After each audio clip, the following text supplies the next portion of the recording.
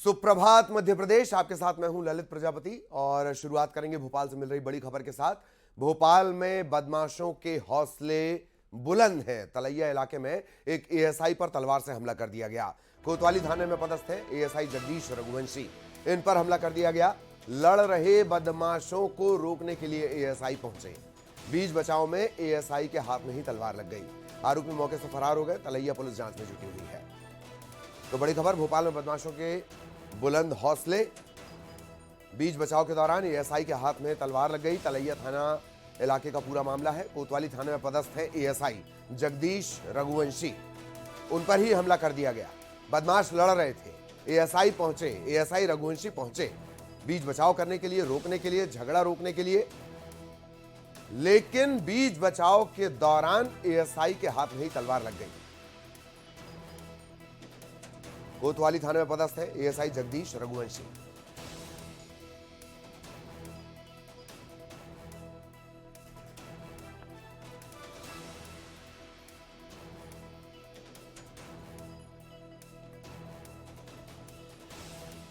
कोतवाली थाने में पदस्थ एएसआई जगदीश रघुवंशी पर हमला।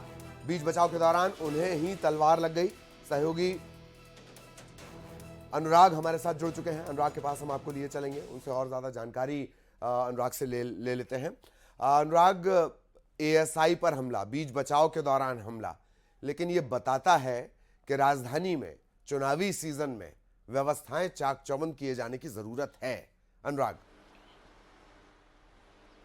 बिल्कुल ललित, देखिए अब राजधानी में जो कानून व्यवस्था है उसको लेकर जरूर सवाल उठे, क्योंकि यदि दो लोग जब आपस में लड़ रहे हों, उनके बीच बचाव करने के लिए जो एएसआई पहुंचे थे उनके ऊपर तलवार से हमला कर दिया गया, यानी कि लोगों को बचाने की कोशिश करना भी जोखिम वाला हो सकता है। हालांकि ये पूरा का पूरा मामला तलैया का बताया जा रहा है और कोतवाली थाना में जो एएसआई पदस्थ हैं उनके हाथ पर तलवार चलाने का काम किया गया है। तो खुद जो गुंडे हैं उनको गुंडागर्दी करने से रोकने के लिए और आपस में जो लड़ाई हो रही थी उसको रोकने के लिए जो कदम उठाया गया, उसमें एएसआई ने सुलह कराने की कोशिश की, दोनों पक्षों को समझाने की कोशिश की, लेकिन इसी दौरान जो गुंडे थे, जो बदमाश थे, वो नहीं माने और उनकी बीच का जो मुटाव था वो लगातार बढ़ता हुआ जा रहा था। और एएसआई ने इसमें जब पहल की उनको रोकने की, तब उसी पर तलवार से हमला कर दिया। तो निश्चित तौर पर चुनावी मौसम है और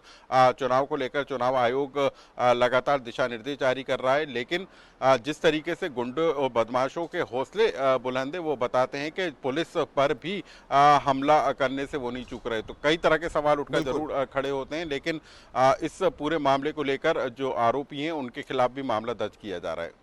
बिल्कुल बिल्कुल, बहुत बहुत शुक्रिया अनुराग आपका इस तमाम जानकारी के लिए। लेकिन अनुराग हमारे साथ बने हुए हैं। अनुराग, जिस तरफ इशारा कर रहे हैं, कानून व्यवस्था की जो बात कर रहे हैं, उसको लेकर एक और बड़ी खबर आपको बता दें।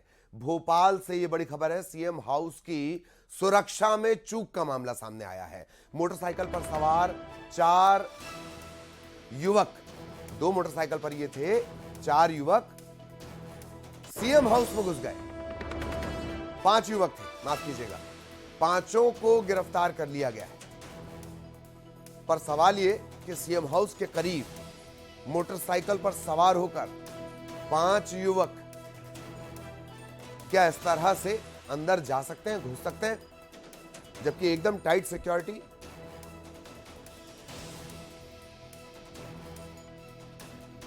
तो ये तस्वीरें भी, इन तस्वीरों को आप देख लीजिए।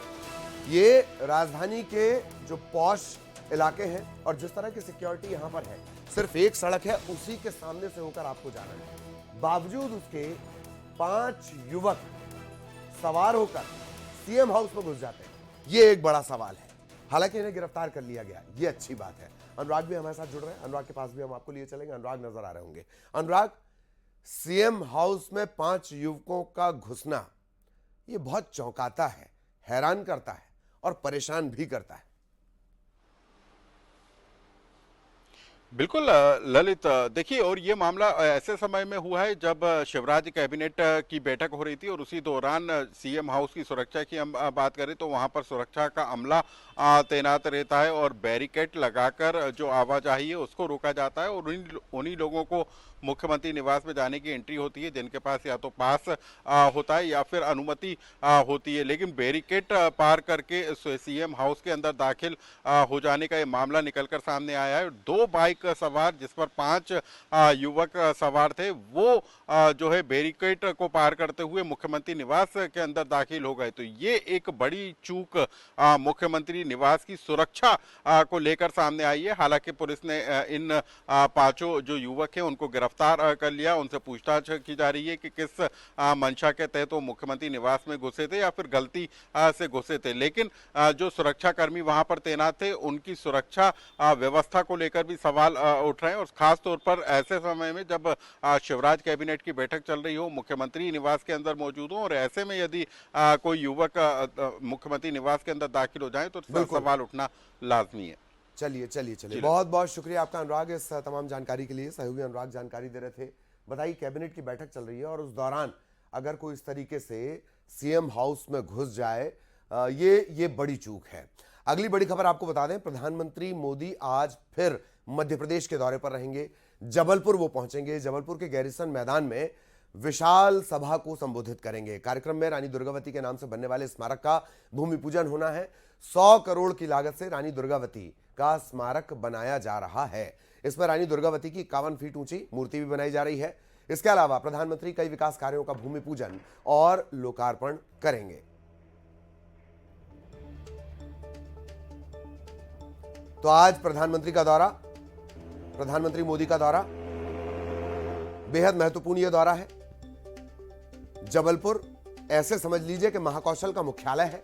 महाकौशल में तकरीबन 7 से 8 जिले आते हैं और इस महाकौशल का जो चुनावी मिजाज रहा है 2013-2018, बहुत तब्दीलियां इसमें आई हैं। पिछले बार इसी अंचल से कांग्रेस को ग्रेस मिली थी। आज प्रधानमंत्री जब जबलपुर से संबोधित करेंगे, सौगातों के सिलसिले शुरू करेंगे, तो उसका असर इस पूरे संभाग पर जाएगा। लेकिन एक और बड़ा घटनाक्रम वो है धार की सरदारपुर विधानसभा में प्रियंका गांधी आज पहुंचेंगी। एक सभा को संबोधित करेंगी। सभा की तैयारियां पूरी हो चुकी है। कांग्रेस इस सभा के जरिए मालवा निमाड़ की 37 सीटों पर प्रभाव रखने वाले आदिवासी वोटर्स को साधने की कोशिश करेगी। यह वोट बैंक परंपरागत रूप से कांग्रेस का रहा है, मिला नहीं है। कांग्रेस महासचिव प्रियंका गांधी राजगढ़ में मोहन खेड़ा जैन तीर्थ भी पहुंचेंगी। जननायक टंटिया मामा की मूर्ति का अनावरण भी करेंगी। इस सभा में कमलनाथ, दिग्विजय सिंह, रणदीप सुरजेवाला और ऐसे तमाम कांग्रेस के बड़े नेता शामिल होंगे।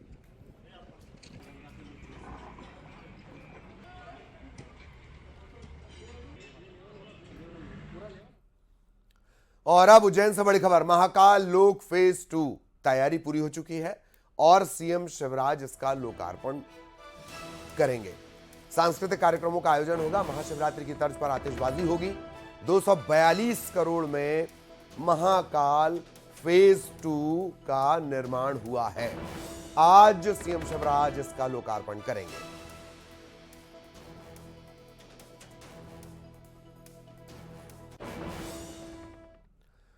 और अब शिवराज कैबिनेट के फैसलों की बात करेंगे। बम्पर फैसले लिए गए हैं। कभी भी आचार संहिता लागू हो सकती है। यही वजह है कि शिवराज कैबिनेट की जो बैठक हुई उसमें बम्पर फैसले लिए गए। पांढुर्णा नया जिला, 5 नई तहसीलों को मंजूरी। मैहर नया जिला, 6000 करोड़ रुपए की 18 सिंचाई परियोजनाओं को मंजूरी। कमला पार्क से संत हिरदाराम नगर तक एलिवेटेड कॉरिडोर को मंजूरी। तकरीबन 118 प्रस्ताव इस दौरान आए। सबसे ज्यादा प्रस्ताव के लिहाज से भी यह कैबिनेट बैठक याद रखी जाएगी।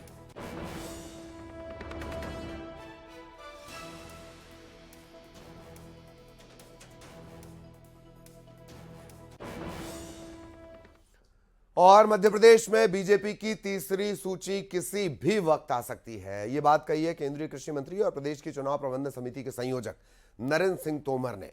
नरेंद्र सिंह तोमर ने कहा है कि हमारी तीसरी सूची तैयार है, विचार विमर्श चल रहा है, जल्द सूची आपके सामने होगी।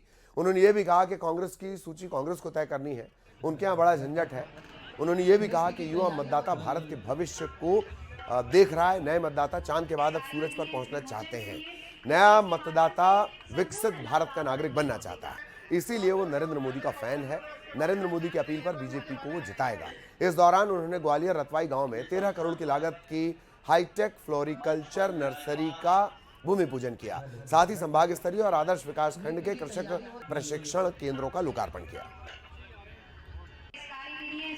तो कांग्रेस की सूची कांग्रेस को तैयार करना है, बीजेपी की पूछ उनके यहाँ तो झंझट है। हमारी सूची तैयार है, विचार विमर्श चल रहा है, जल्दी आएगी। और खबर दतिया से, यहां मडेरा और सहेदरा समेत कई गांवों के ग्रामीण डर के साए में जी रहे हैं। दरअसल इन गांवों में नई विद्युत लाइन का सर्वे का काम चल रहा है। इस बारे में सर्वे करने वाले ग्रामीणों को कुछ बता नहीं रहे। अपने जमीन के अधिग्रहण के डर के चलते ये इस तरह की स्थितियां बनी है। ग्रामीणों ने कलेक्ट्रेट में किसान एकता के नारे लगाए, प्रदर्शन किया। ग्रामीणों का कहना है कि हमारे पास थोड़ी थोड़ी जमीन है, ये जमीन हम किसी कीमत पर देंगे नहीं। मजे की बात यह है कि जिला प्रशासन को भी सर्वे के बारे में कुछ नहीं पता।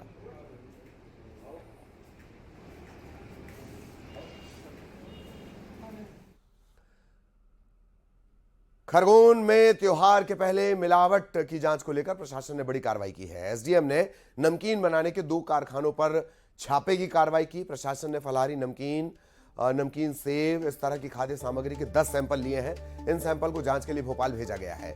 न्यूज 18 से बातचीत में एसडीएम भास्कर गाचले ने बताया कि नवरात्र और आगामी त्योहार को लेकर लोगों के स्वास्थ्य से खिलवाड़ ना हो, लिहाजा ये कार्रवाई की गई है। प्रशासन विशेष रूप से खाद्य सामग्री है, जो नमकीन है, फलाहारी नमकीन है, नवरात्रि का त्यौहार आने वाला है, इसको लेकर प्रशासन सक्रिय है। और आज 2 दुकानों पर सैंपलिंग की कार्रवाई की गई थी। एसडीएम की अगुवाई में ये बड़ी कार्रवाई हुई है। सर, किस प्रकार की ये कार्रवाई चल रही है?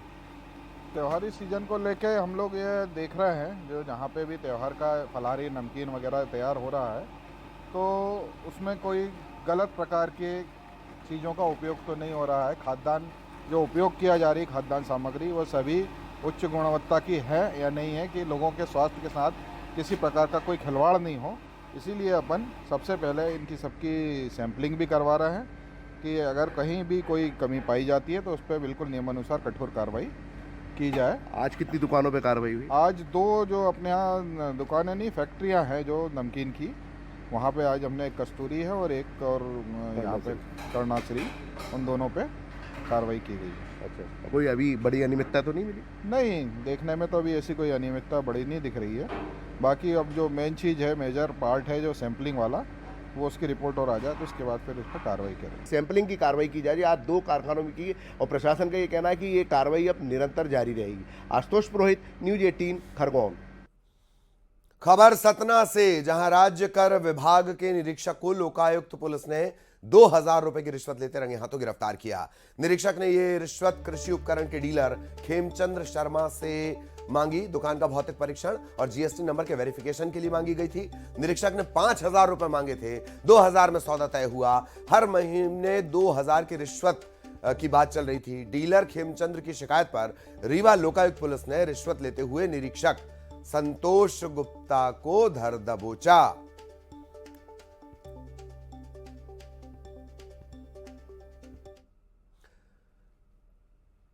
राष्ट्रीय राजमार्गों का निर्माण यातायात को सुगम बनाने के लिए किया जाता है, दूरी को कम करने के लिए किया जाता है, लेकिन राष्ट्रीय राजमार्ग 44 इन दिनों बदहाली के आंसू बहा रहा है। इसकी सुध लेने वाला कोई नहीं। सागर नरसिंहपुर के बीच पड़ने वाले नेशनल हाईवे पर सड़क कम और गड्ढे ज्यादा दिखाई देते हैं। इन गड्ढों की वजह से वाहन चालकों को परेशानियों का सामना करना पड़ता है।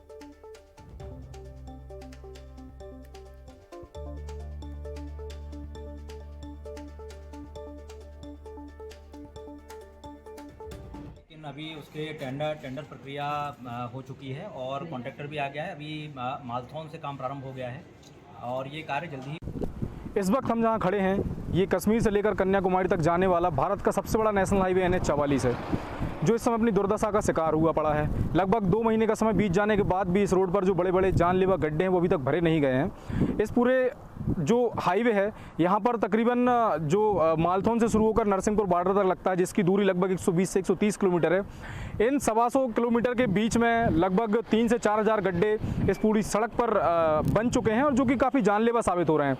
बीते 2 महीने की अगर हम बात करें तो इस पूरे रोड पर जो है जगह जगह 1 से 2 फीट और बल्कि 3 फीट तक के गड्ढे इस सड़क पर हो चुके हैं, जो कि पिछले महीने की अगर हम बात करें तो इसमें 3 से 4 ऐसे बड़े बड़े हादसे हो चुके हैं, जिनमें लगभग 5 लोगों की जान जा चुकी है।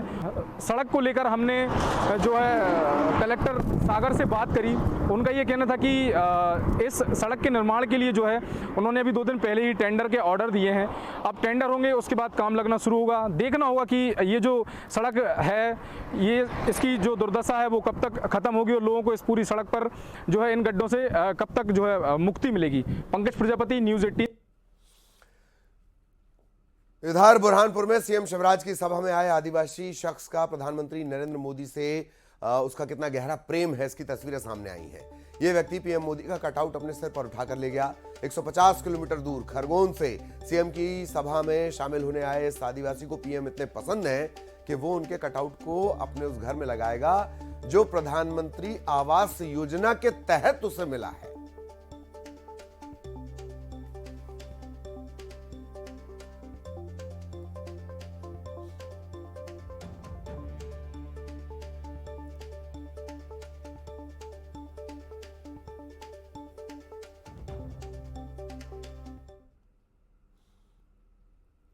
और इसी के साथ इस बुलेटिन में इतना ही। आगे जरूर देखिए सुप्रभात छत्तीसगढ़।